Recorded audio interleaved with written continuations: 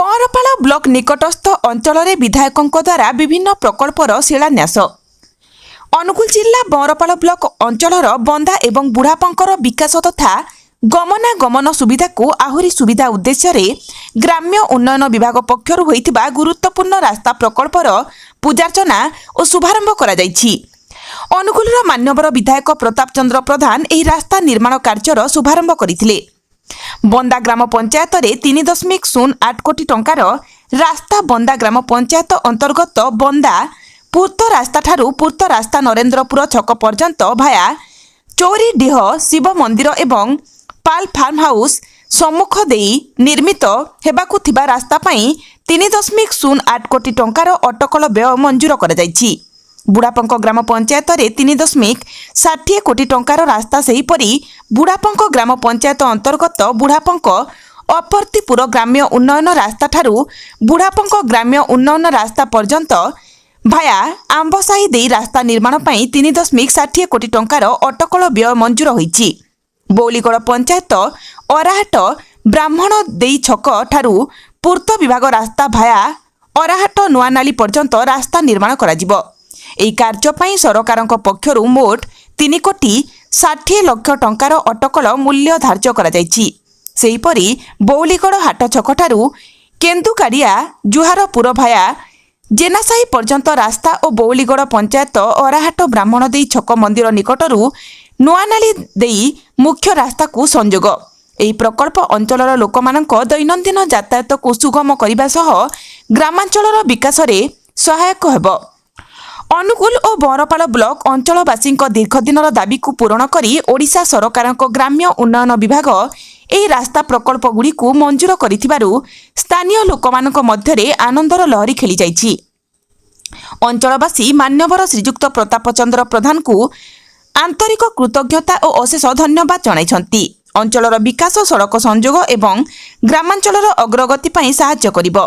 एही कार्यक्रम रे जिला परिषद सभ्या मीरा गणनायक, सरपंच अमरेन्द्र गणनायक, कुनी सामल, खुकन सामल, प्रमोद दास, गोकुलानंद लेंका, मनोज जेना, पिंकी प्रधान, प्रसन्न महांती, विकास सामल, एससी मोर्चा सभापति अजित भोई प्रमुख जोग देइथिले। जे अनुगुल विधानसभा रे 7टा रोड आ 2टा ब्रिज शुभ दिया जाउछि। वर्तमान सुधा 7टी सरी आ 2टी अछि।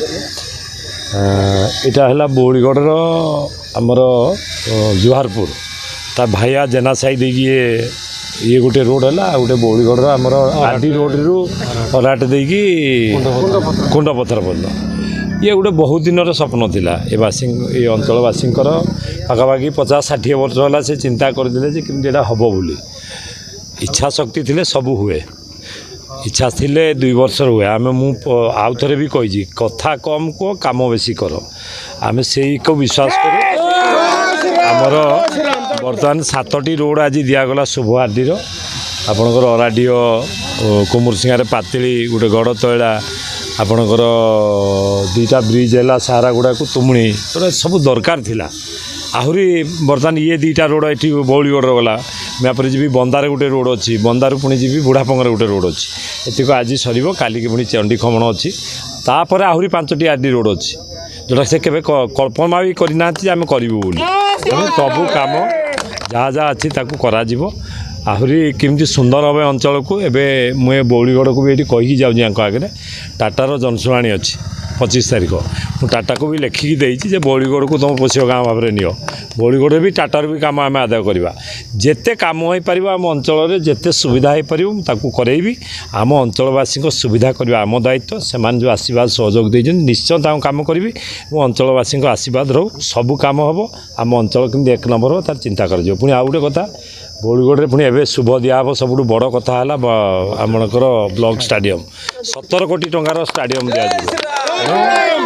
जो जो गुड़िक कम आम करवा अंचलवासी सुविधा करवा ब्लॉक सुविधा तेणु सबू कम गुड़िक आम करेगी दबू आम अंधभक्त नुहे आम आखि खोलिकी भक्त। आज बौलीगढ़ पंचायत रे दीर्घ दिन स्वप्न को आज साकार कराई।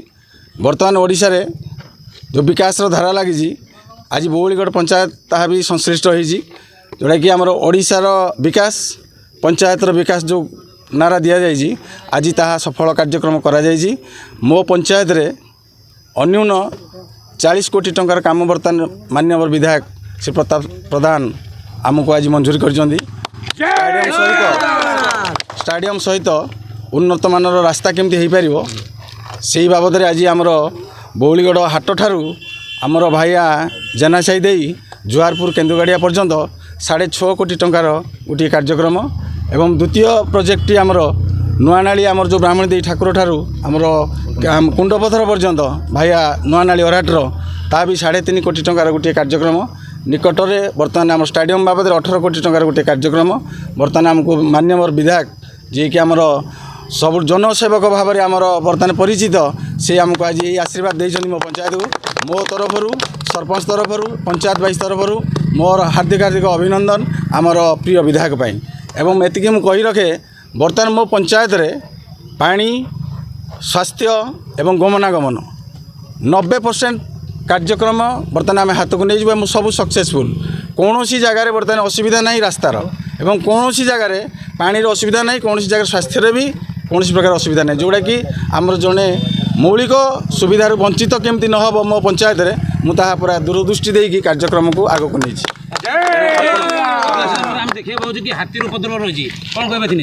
ହାତୀ ପାଇଁ ବର୍ତ୍ତମାନ ଆମର ଯେଉଁ ଗାଇଡ଼ଲାଇନ୍ ସରକାରଙ୍କର ଅଛି ଏବଂ DF ସାର୍ଙ୍କ ସହିତ ମୁଁ ସବୁବେଳେ ରେଞ୍ଜର ସାର୍ଙ୍କ ସହିତ ସବୁବେଳେ SCF ସାର୍ଙ୍କ ସହିତ ସବୁବେଳେ ଯୋଗାଯୋଗରେ ରହିଛି।